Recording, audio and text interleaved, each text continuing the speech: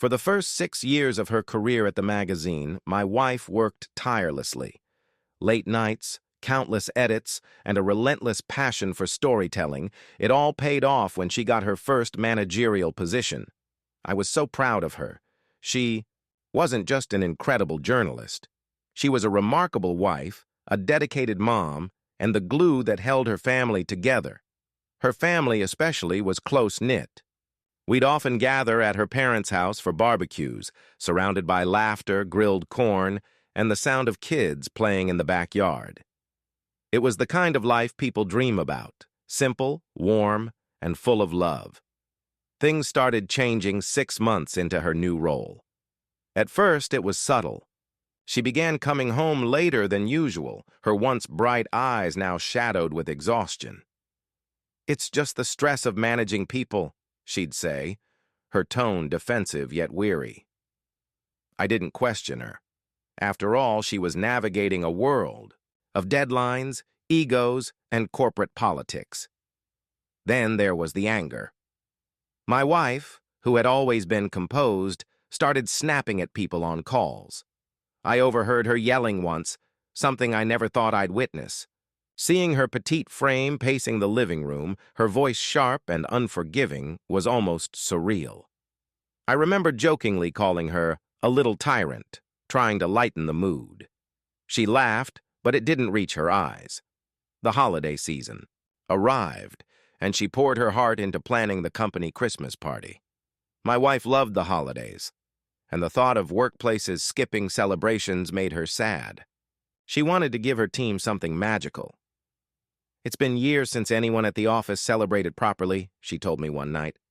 I could see how much it meant to her, so I volunteered to handle the kids that evening so she could focus on her event. The night of the party, she came home glowing. Her cheeks were flushed, her smile wide. "It was perfect," she beamed, recounting every detail. Lately, she'd been radiating a newfound confidence, a kind of swagger that I hadn't seen before. It suited her, even if it came with the occasional sharpness in her tone at home. When she raised her voice at me one evening, I calmly reminded her, "You're not at work, sweetheart. I'm your husband." She softened, apologized, and hugged me. I let it slide, chalking it up to stress. But something felt off. Her phone, once carelessly left around, now seemed glued to her side. If it buzzed, she'd glance at it quickly and put it down face first. I told myself it was work. Managing people meant being available 24/7, right? Then came the night that shattered the illusion. She walked into our bedroom, her face pale, her eyes red and swollen. "What's wrong?" I asked, alarmed. She broke into sobs, her shoulders shaking uncontrollably. "They're going to ruin me," she choked out, barely coherent. "Ruin everything, my career, our family." I held her, trying to piece together what she was saying. Between gasps, she begged for my forgiveness, saying she didn't know what to do. My heart raced, confusion mixing with fear. "Who's threatening you? What are you talking about?" I asked. But she just kept crying, repeating apologies like a broken record. Finally, she sat up, wiped her tears, and took a deep, trembling breath. "You need to see this," she whispered, her voice barely audible. She turned her laptop toward me, and my world stopped. The screen showed a video. My wife, in bed, with 2 men. I couldn't breathe. My chest felt like it was being crushed under the weight of 1,000 bricks. "What the hell is this?" I managed to whisper, my voice strangled with shock. I don't know why I did it," she stammered, tears streaming down her face. "I felt powerful. I felt alive in a way I haven't with you. I didn't mean for it to go this far." The room spun.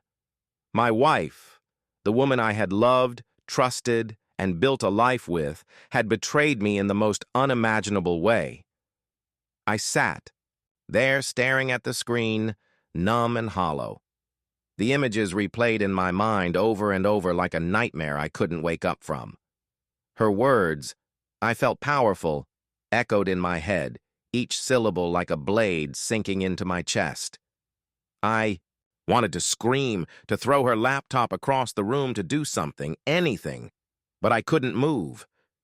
My mind scrambled for answers, trying to make sense of the senseless. The woman in the video looked like my wife, but felt like a stranger. The same eyes, the same body, yet everything about it felt alien. "You felt powerful?" I finally managed to say, my voice thick with disbelief and anger. "What does that even mean?" She wiped her face with the back of her hand, sniffling like a child caught in a lie. "I don't know. I was under so much pressure, and then, I don't know what happened." She buried her face in her hands, shaking. "I was stupid.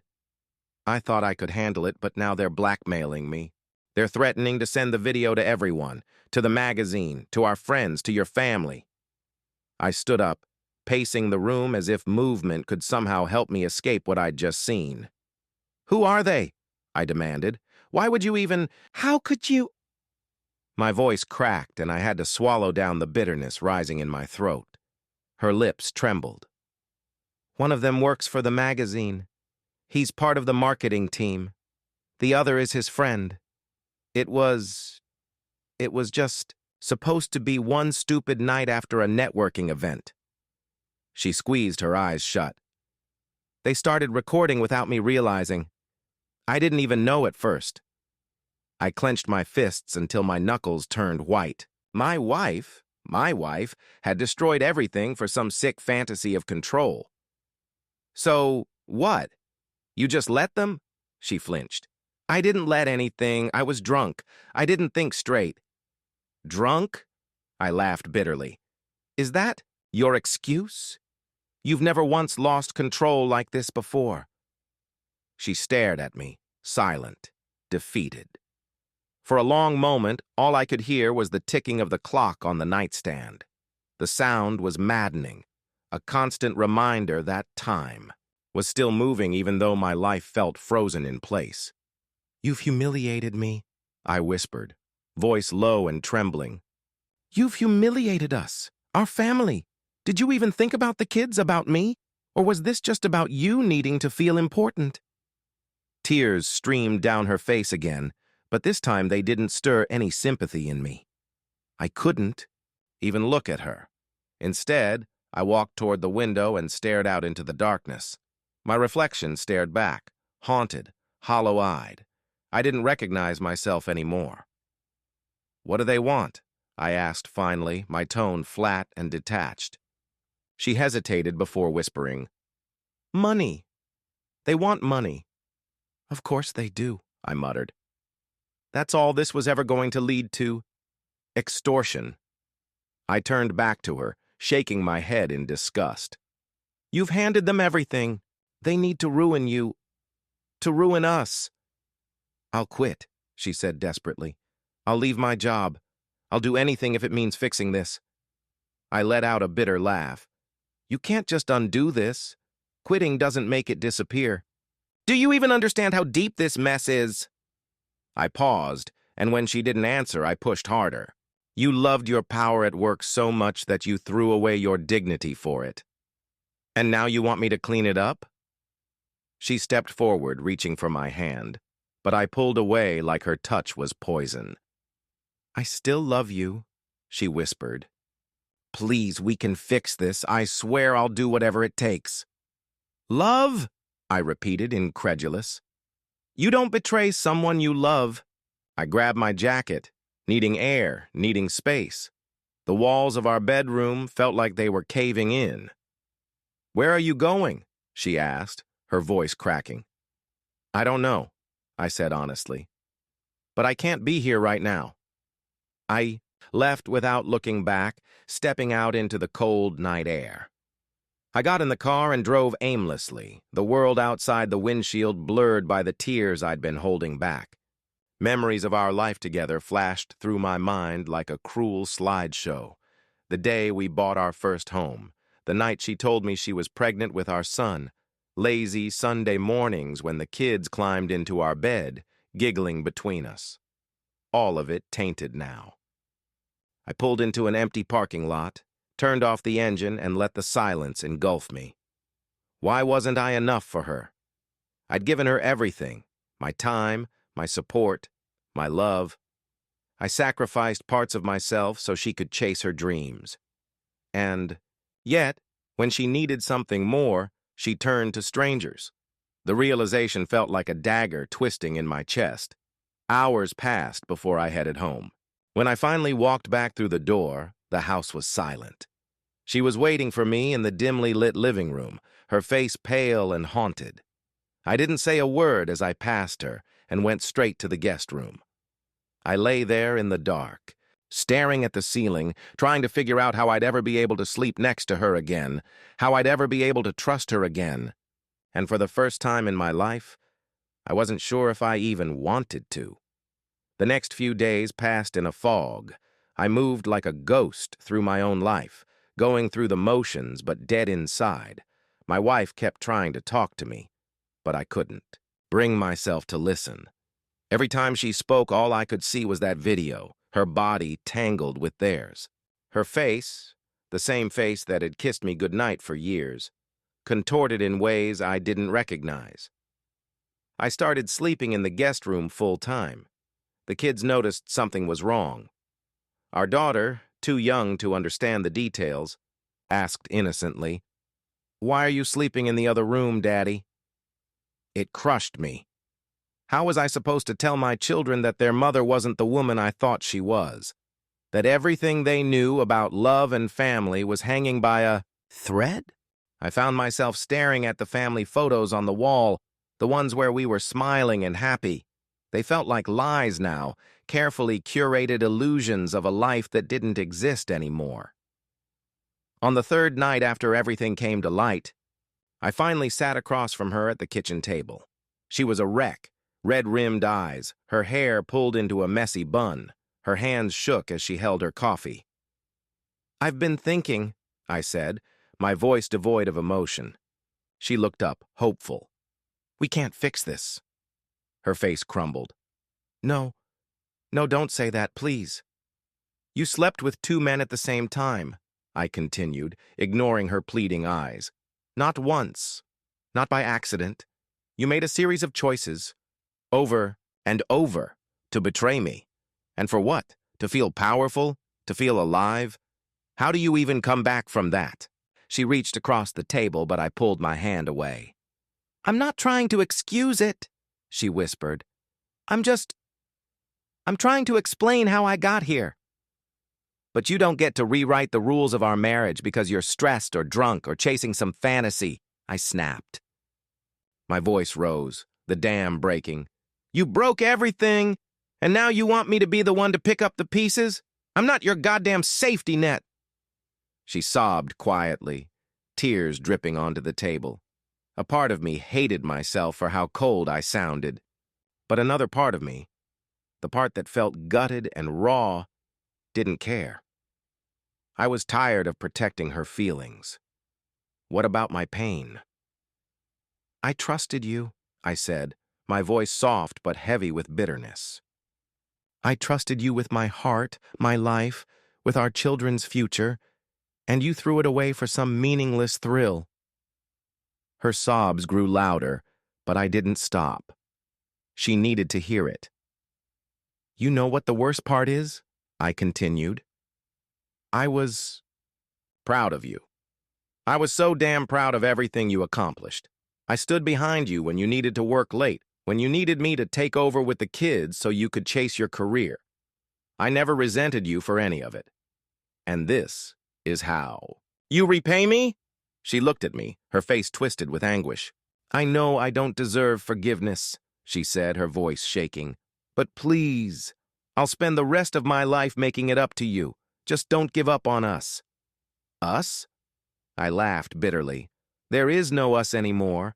There's just me trying to figure out how the hell I'm supposed to move on from the wreckage you left behind." She covered her face with her hands and cried harder. I stood up, grabbed my keys, and headed for the door. "Where are you going?" she called after me, desperation in her voice. "To clear my head," I muttered without looking back. I drove for hours, ending up at the edge of town near a quiet lake we used to visit when we were dating. I sat on a bench and watched the water ripple under the cold wind. My mind raced with questions that had no answers. How had we gotten here? How could I ever trust her again? Did I even want to try? The truth settled over me like a weight I couldn't shake. I couldn't stay with her. The damage was too deep.